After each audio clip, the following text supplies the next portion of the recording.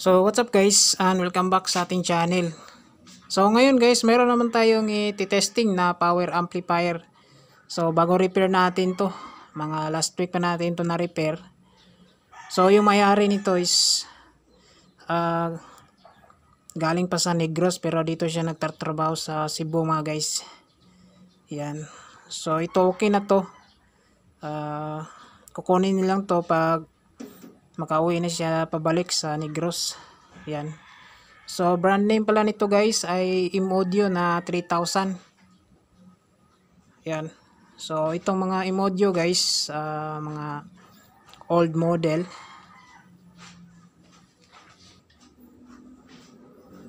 So itong mga M-Audio guys na mga model or brand is subok na to sa mga sound system.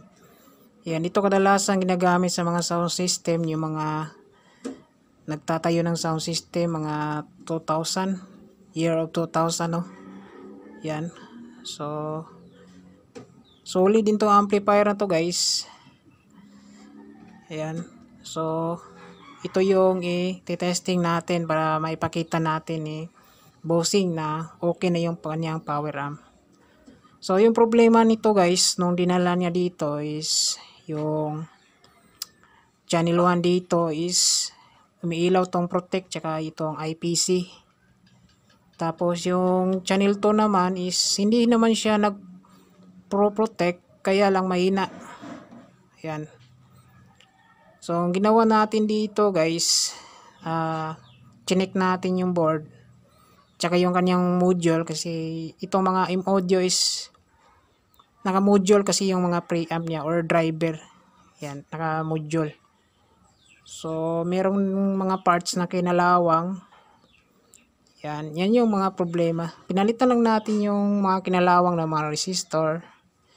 Hindi naman siya in shorted yung kanyang power transistor. May kinalawang lang na parts kaya umilaw yung kanyang protect. Tapos itong channel 2 naman guys, yung kanyang problema nito is yung kanyang input buffer. Yan. So na-check na natin yung input buffer nito. So goods na to yung kanyang channel 2. Siyempre ito guys sa channel 1 is goods na rin to, kaya isa sound check natin. So dito sa kanyang likuran guys, yan, ito yung pinaka AC cord niya, standard size. Makapal siya guys oh. Yan. So 12 AWG yung gamit. Tapos meron siyang circuit breaker reset. Yan. Sa kanyang output guys, gumagamit po sila ng speak on type terminal at saka binding post terminal. Tapos dito sa kanyang pinaka-input guys, gumagamit po sila ng XLR type. Tapos meron po siyang output. Tapos sa mga latest power amp ngayon is link na yung nakalagay. Pero dito is direct out. Yan. So same naman sa mga ordinary amp power amp is meron po siyang parallel, stereo, tsaka bridge mode.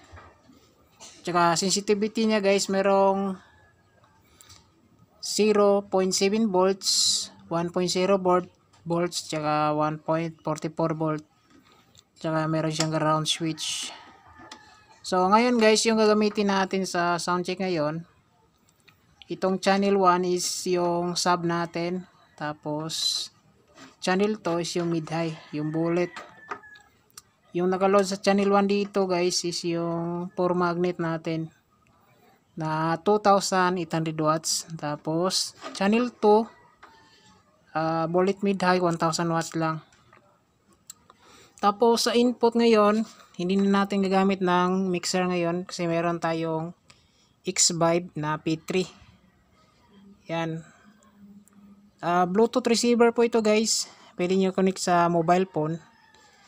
Ginagamit to sa mga sounds, tsaka lalong-lalo na sa mga events. Pag mayroong kumakanta, magre-request kumanta, pwede nyo i-connect dito yung mobile phone.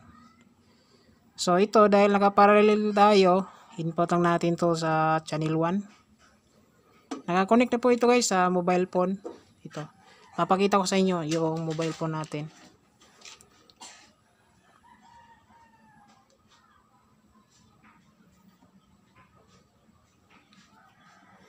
Yan guys, naka-connect na po ito. P3. Connected na po ito. So, mag-play lang tayo ng music. Dito tayo kukuha music sa YouTube mga guys. Select lang tayo ng battle mix para hindi po tayo makapiright.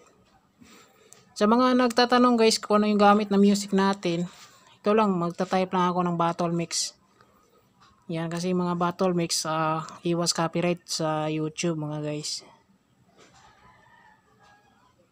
So, pili lang tayo kung ano yung gusto natin na patugtog. So, volume natin. Yan. So, power on natin to guys. Oops, natanggal pala. Yan. So, ito, power natin.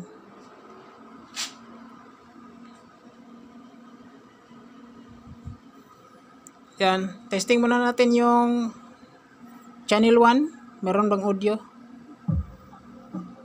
Ayan. Merong audio, channel 1.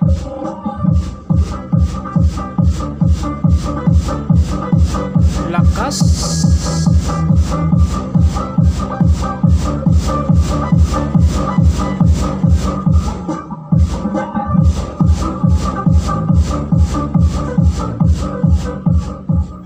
Merong audio yung channel 1. Channel 2 naman, Bullet Midday.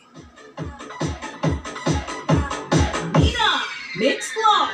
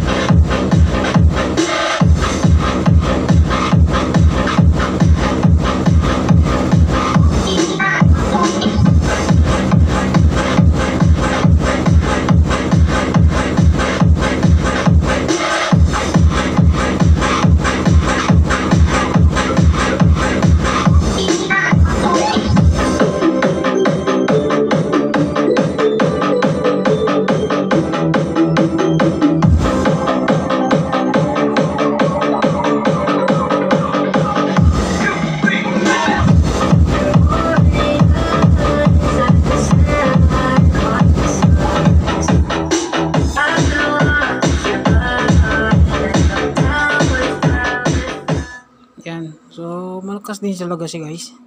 Kahit wala pang processor. Naka-direct lang siya. Ito muna. Try natin ito.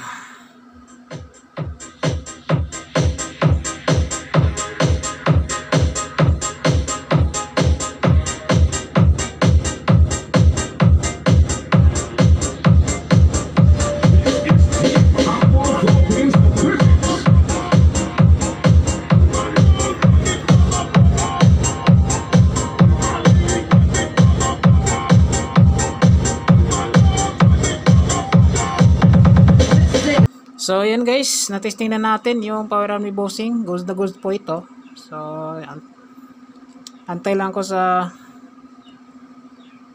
chat ni bossing kung kailan niya to kunin. Kasi kukunin lang to pag uwi na siya ng Negros. At least okay na. So ayun lang guys yung video. Maraming salamat. God bless. Saka ingat.